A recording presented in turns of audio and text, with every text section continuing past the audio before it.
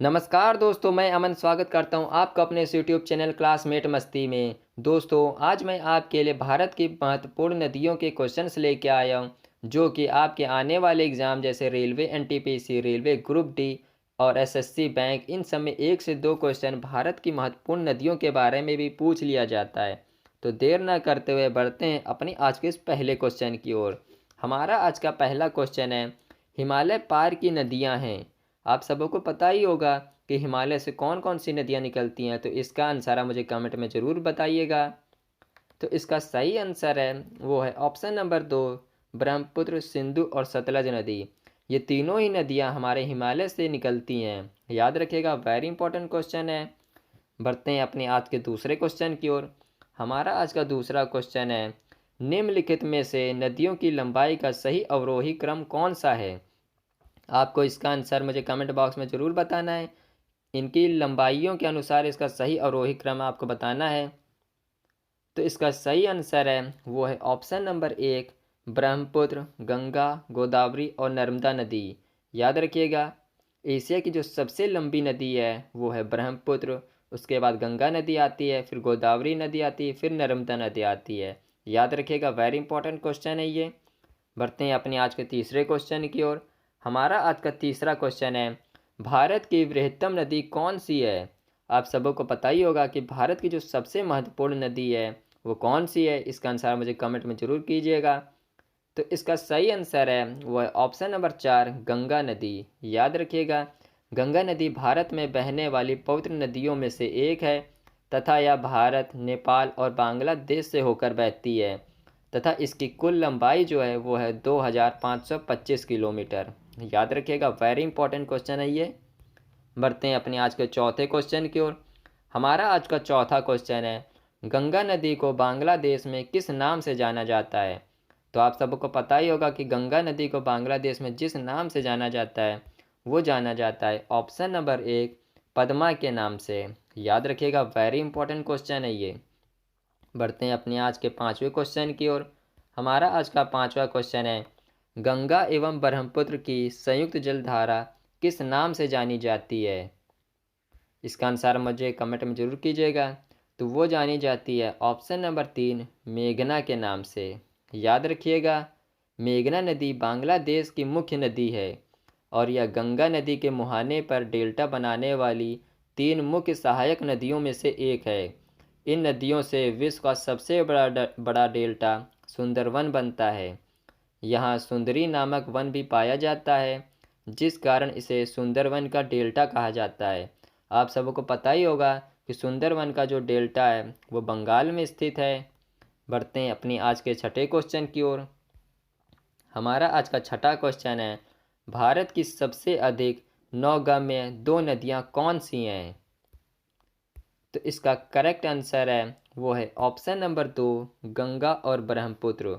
याद रखिएगा, ब्रह्मपुत्र की जो कुल लंबाई है वो है 2900 किलोमीटर और गंगा नदी की जो कुल लंबाई है वो है 2525 किलोमीटर।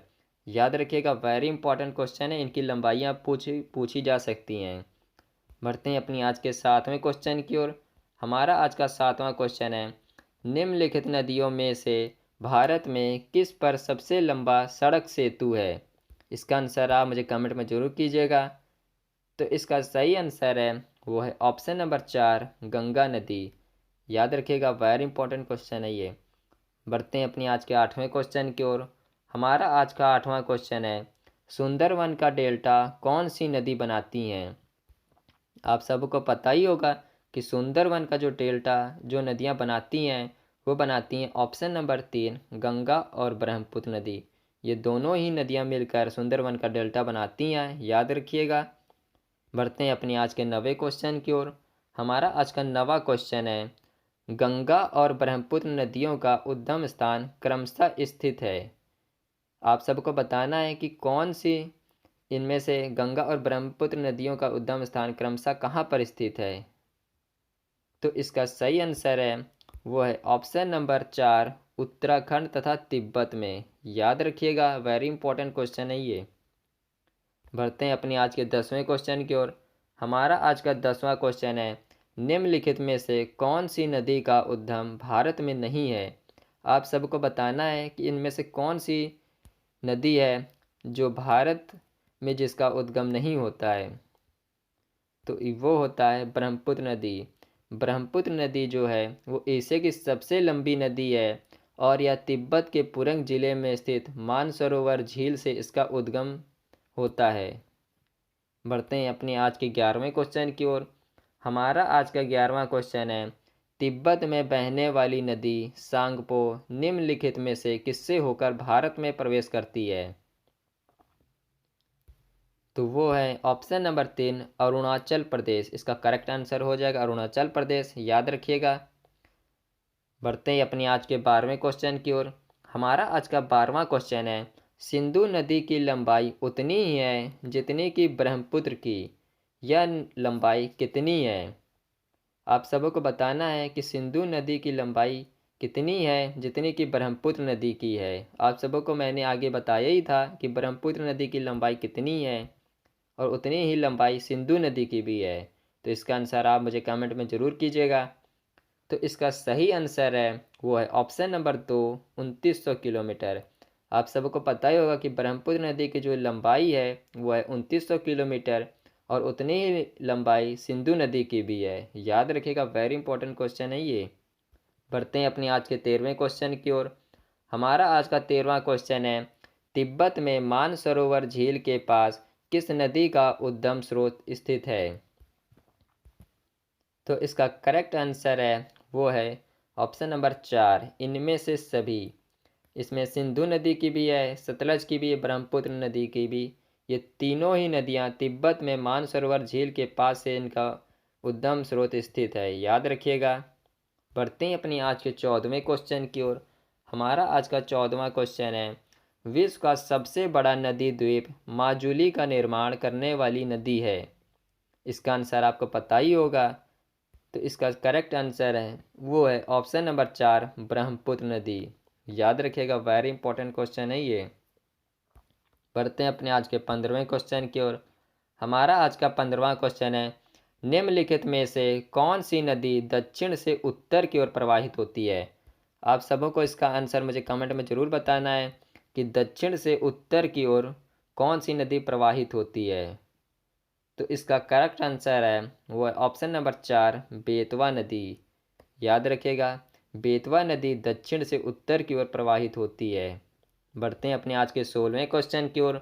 हमारा आज का 16वां क्वेश्चन है, निम्न में से किस नदी को बिहार का शोक कहा जाता है। आप सबों को यह अगर इसका आंसर पता है तो मुझे कमेंट में ज़रूर बताएं कि कौन सी नदी को बिहार का शोक कहा जाता है। तो इसका सही आंसर है वो है ऑप्शन नंबर 2 कोसी नदी को, याद रखिएगा। कोसी नदी नेपाल में हिमालय से निकलती है और बिहार में भीमनगर के रास्ते से भारत में दाखिल होती है।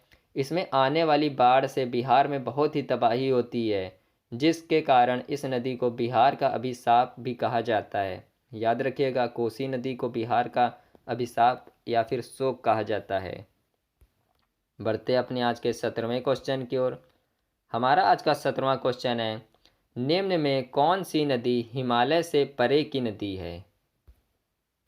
तो इसका करेक्ट आंसर है वो है ऑप्शन नंबर 3 सतलज नदी, याद रखिएगा। वेरी इंपॉर्टेंट क्वेश्चन है ये। बढ़ते हैं अपने आज के 18वें क्वेश्चन की ओर। हमारा आज का 18वां क्वेश्चन है, निम्नलिखित नदियों में से कौन एक विनाशक नदी कहलाती है। आप सबको बताना है कि इनमें से कौन सी नदी जो है वो विनाशक नदी कहलाती है। तो इसका सही आंसर है वो है ऑप्शन नंबर 3 कोसी नदी। आप सबको मैंने अभी थोड़ी देर पहले ही बताया था कि कोसी नदी जो है वो बिहार में इस नदी को वहाँ का शोक नदी कहा जाता है। बढ़ते हैं अपनी आज के 19वें क्वेश्चन की ओर। हमारा आज का 19वां क्वेश्चन है, निम्नलिखित में से कौन सी नदी बंगाल का शोक कहलाती है। आप सबको इसमें बताना है कि कौन सी नदी को बंगाल का शोक नदी कहा जाता है। तो इसका सही आंसर है वो है ऑप्शन नंबर 4 दामोदर नदी। दामोदर नदी को बंगाल का शोक नदी कहा जाता है क्योंकि इससे भी आने वाली बाढ़ से वहाँ पे काफ़ी तबाही होती है, याद रखिएगा। बढ़ते हैं अपनी आज के 20वें और आखिरी क्वेश्चन की ओर। हमारा आज का 20वां क्वेश्चन है, वे दो प्रमुख नदियाँ कौन सी हैं जो अमरकंटक पठार से निकलती हैं परंतु वे अलग अलग दिशाओं में बहती हैं? इसका आंसर आप मुझे कमेंट बॉक्स में ज़रूर कीजिएगा। तो इसका करेक्ट आंसर है वो है ऑप्शन नंबर 3, नर्मदा और सोन नदी। याद रखिएगा, वेरी इंपॉर्टेंट क्वेश्चन है ये। तो आज की क्लास में बस इतना ही। अगर आपको हमारा ये वीडियो ज़रा सा भी अच्छा लगा हो तो प्लीज़ चैनल को ज़रूर सब्सक्राइब करें और बगल में घंटे के आइकन को ज़रूर दबाएं ताकि हमारे आने वाली वीडियो आप तक सबसे पहले पहुंच सके। तब तक के लिए नमस्कार।